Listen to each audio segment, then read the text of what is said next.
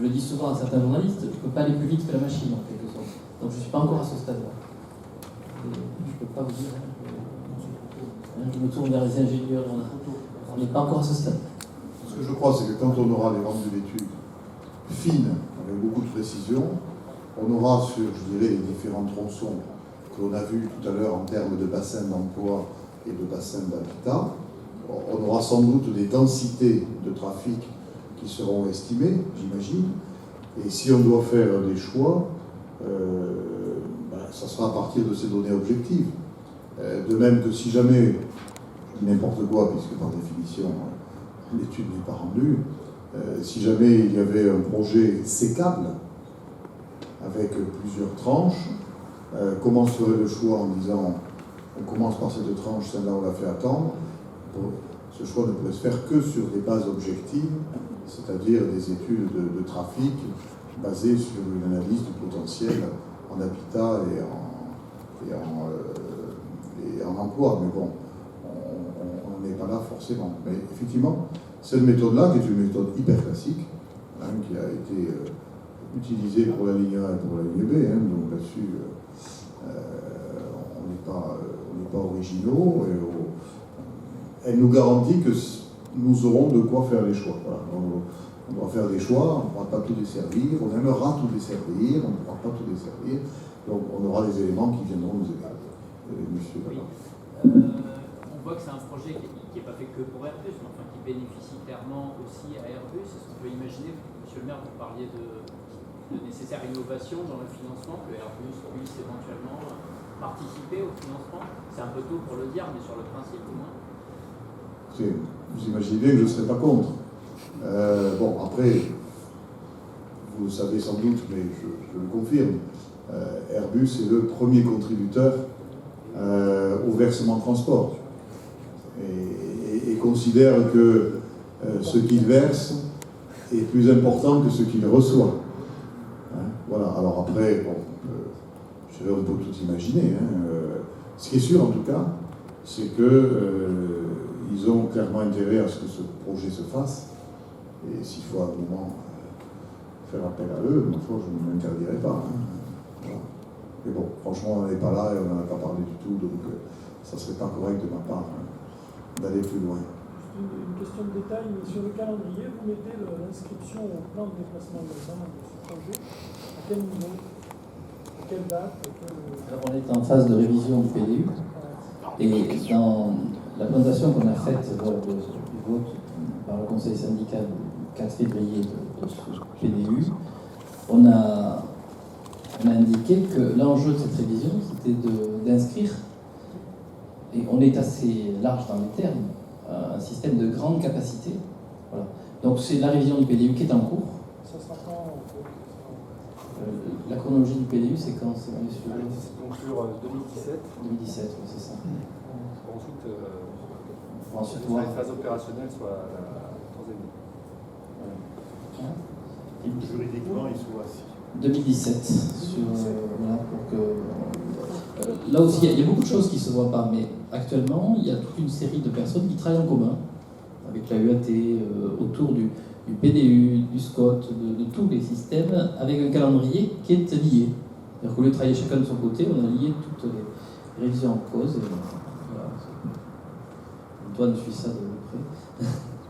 Donc, pensez bien que la partie juridique, on l'a anticipé. Hein, on n'a pas négligé ce dispositif. Pour compléter sur le VT, 55% des ressources actuelles du SNTC, c'est le VT, le versement transport. Pas d'Airbus, mais aussi d'Airbus. Et le VT à Toulouse progresse cette année de l'ordre de 4%, alors que sur d'autres métropoles, vous avez du moins 10%. Voilà, donc on est sur le VT, un des plus ou le plus dynamique de France. C'est là combien? Comment? C'est là combien? Le produit, c'est combien? C'est 235 millions d'euros. Et une des qualités de notre situation toulousaine, c'est ça aussi.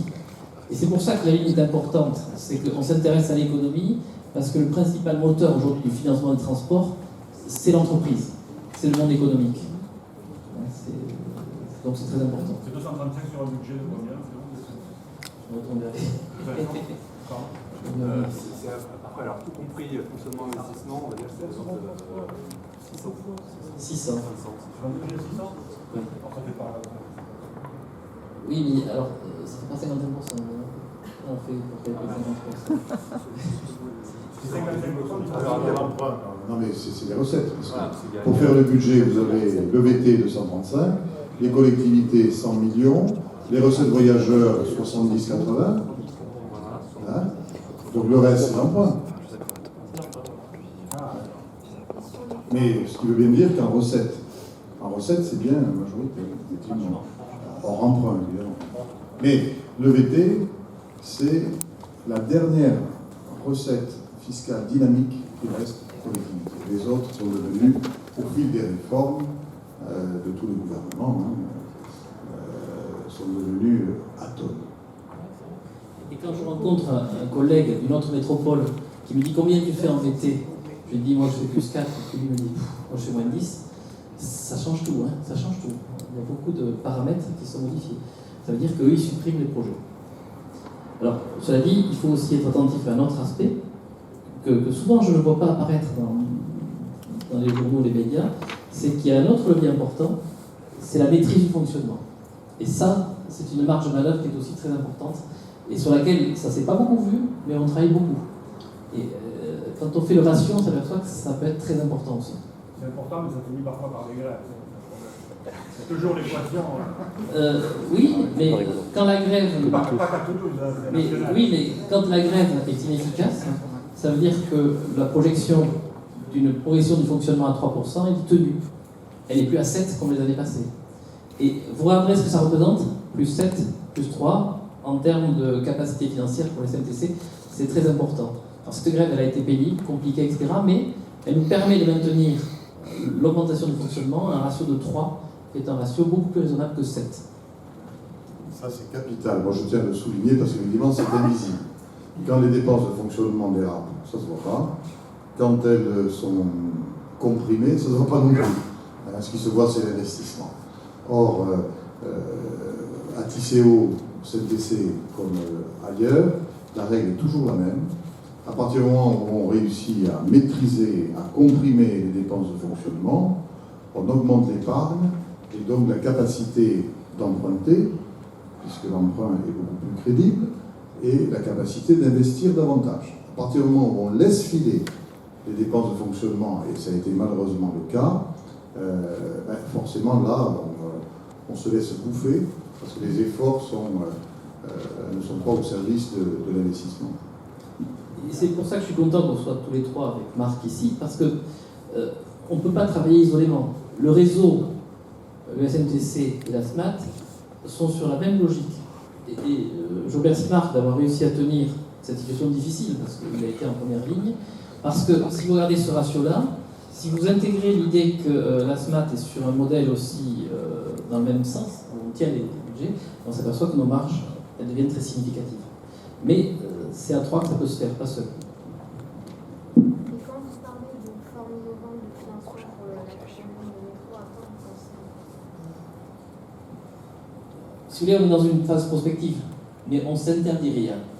Et en s'interdisant rien, on a quelques pistes importantes de partenariat. Ça peut être des partenariats publics-privés, ça peut être des financements avec des leviers européens, etc. Si vous voulez, je vais sortir du cadre et parler d'économie. Que constate aujourd'hui le ministre de l'économie? Qu'il existe d'énormes liquidités au niveau international. Mais que ces liquidités très considérables, elles ne vont pas souvent vers notre pays. Elles ne vont pas trop vers notre pays. Pourquoi? Parce que le système juridique de notre pays ne permet pas de les capter aussi efficacement qu'en Angleterre, qu'en Allemagne, par exemple. Et donc, on va avoir des textes facilitateurs qui participent à notre réflexion. On est en attente de ces textes qui seront publiés sans doute en juillet. Pourquoi trop le taper dessus? Je suis particulièrement Ils ne sont content. pas députés, mais vous auriez voté le mois Macron, si je comprends bien. Sur ce volet-là. Je ne sais pas, parce que du coup, je n'ai pas regardé la loi de près, parce que le problème de la loi Macron, vous savez que c'était un fourre-tout, où il y a de tout. Voilà. Donc je crois qu'il y a des choses sur lesquelles on peut être d'accord, d'autres pas. Donc voilà, où le curseur aurait été par rapport à une conviction, j'avoue que le non-parlementaire que je suis n'a pas regardé les choses. Mais en tout cas, c'est sûr que c'est un ministre qui a une réelle conviction sur ces sujets-là, que nous, on souhaite qu'il puisse faire prévaloir son point de vue, parce que ça va nous aider à Toulouse. Voilà. Et puis après, autre point, Jean-Michel l'a souligné, les potentialités de financement européen qui n'existaient pas jusqu'à l'an dernier sur ce type de projet, mais qui existent désormais grâce au plan Juncker. Il y a les deux plus grands projets sur le territoire français en matière de transport. C'est la 4e ligne de métro de Lyon et c'est la 3e ligne de métro de Toulouse. Et je peux vous dire que Gérard Collomb et moi, nous sommes promis, comme nous fusionnons nos deux associations à Lyon en novembre prochain, l'association des maires de grandes villes que je préside et l'association des communautés urbaines qui préside. Donc nous fusionnons cette association qui va être l'association du monde urbain avec 29 millions d'habitants de Français représentés. Nous sommes promis l'un et l'autre, je serai président de l'association, il sera président délégué, quand nos projets seront un peu mûrs, d'aller ensemble voir le gouvernement, quel qu'il soit, d'une part, et voir Jean-Claude Juncker en personne, qui sera en fonction, je pense encore, si les calendriers européens sont à jour dans ma tête, et nous irons plaider ensemble les deux plus grands projets de transport en commun du territoire français. Après le Grand Paris. Pardon ? Après le Grand Paris. Ah non, mais c'est Le hors. Grand Le Grand Paris, c'est hors norme. Et je d'accord. peux vous dire qu'ils ont un énorme problème, parce que le Grand Paris, c'est bien d'en parler. Le Grand Paris, effectivement, le projet que porte le Grand Paris, c'est le grand projet, effectivement, de transport. Le seul problème, c'est que c'est un énorme problème politique et qu'il était prévu dans la loi MAPTAM de janvier 2014 que la métropole du Grand Paris soit créée au 1er janvier 2016. Eh bien, les parlementaires que je voyais la semaine dernière me disaient, de droite ou gauche, on va demander le report au 1er janvier 2017 parce que vraiment, on n'est pas prêt, on n'arrive pas à se mettre d'accord. Voilà, donc autrement dit, Paris va prendre du temps et du retard. Je peux dire que Lyon et Toulouse, nous, on va en profiter. Y compris en termes de gouvernance. Je connais le sujet un petit peu. La gouvernance, c'est extrêmement complexe, y compris entre le STIF et la Société du Grand Paris. C'est quand même compliqué. On n'a pas ce problème à Toulouse. Donc, on a des structures bien plus simples et bien plus efficaces. Pour revenir sur la loi Macron, si j'avais été député, quand même, j'aurais amendé un morceau de la loi Macron, c'est le passage du versement transport de 9 à 11 salariés par régulation des seuils, parce que ça fait perdre à TICO 2,8 millions d'euros. Je ne serai jamais député, heureusement, mais c'est l'amendement que je j'aurais déposé si ça avait été le cas.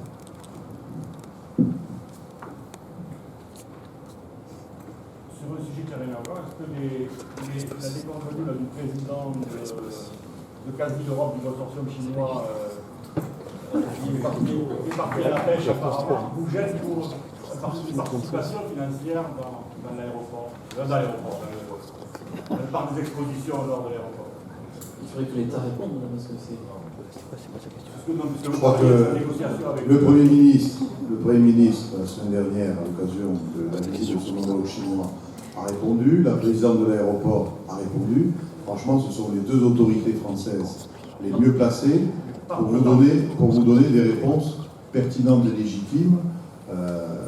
Voilà, donc je dirais que c'est un fait divers qui est sans incidence sur vos projets métropolitains et sur la gestion de l'aéroport dans sa nouvelle configuration d'actionnariat. Pour l'aéroport, en même temps, pour le parc des expositions, c'est pas une affaire bouclée, c'est une négociation. Non mais moi, vous savez, j'ai jamais négocié avec M. Poon, j'ai jamais rencontré M. Poon. Voilà. Moi, les Chinois que j'ai rencontrés, c'est pas M. Poon. Ça tombe bien. Voilà, c'est M. Cheng, si vous voulez tout savoir. Celui-là est encore là, il n'y a pas de problème. Et pour revenir aussi à la desserte de la zone... On a deux journalistes en herbe ici qui font sur Internet des tas de réseaux sociaux. Ces deux jeunes-là, transport public, c'est eux. Et donc, on répond à la question. Oui, juste quand on parle de la desserte d'Airbus, est-ce que cela ne va pas augmenter la capacité du tramway T2 ou le pénaliser J'espère. que ça remonte les... Dans le sens où je veux dire, les gens pourraient être plus enclins à prendre le métro que le tram peut-être. Ouais. Alors, c'est un maillage. Hein. Je ne vois pas le tram s'effondrer parce qu'on crée, on est sur des territoires différents. Et on s'aperçoit que quand on ajoute des systèmes de transport qui sont en connexion, qui ne sont pas sur le même axe, hein, mais qui sont en connexion, on optimise les deux en général. On optimise les deux. Je vous renvoie sur ce qui s'est passé à Lyon. Alors à Lyon, c'était il y a pas mal de temps. Lorsque le TGV est arrivé, c'était plus de 20 ans. Et à Marseille. Dans un premier temps, effectivement, le principe, c'est de connecter l'aéroport et la gare TGV. Ce qui peut sembler antinomique parce qu'on a parfois des modes de raisonnement dans notre pays qui sont toujours dans l'opposition des projets, les uns contre les autres, au lieu de raisonner en développement global et en maillage de réponses différentes. Dans les deux cas, à Lyon et à Marseille, lorsque le TGV a été mis en service, vous avez la fréquentation de l'aéroport qui a plongé. Mais ça n'a pas duré longtemps, parce que comme les deux métropoles en question étaient déjà en développement, tout est reparti à la hausse. Et quand on voit les courbes actuelles de trafic de l'aéroport et de la gare TGV de Lyon et de Marseille, vous voyez bien que les deux sont orientés à la hausse régulièrement. Et donc c'est ce qui se passera à Toulouse. Voilà, quand on est sur une métropole en développement, doublonner la réponse par des réponses de nature différente en matière de transport, je dirais exogène et de qualité, ça n'est pas un problème. Voilà, je crois qu'on va pouvoir... Il est 8h20. Merci d'avoir été aussi présent et bon vent. Passionné des transports ou simple curieux, venez découvrir notre chaîne YouTube Transport Toulouse.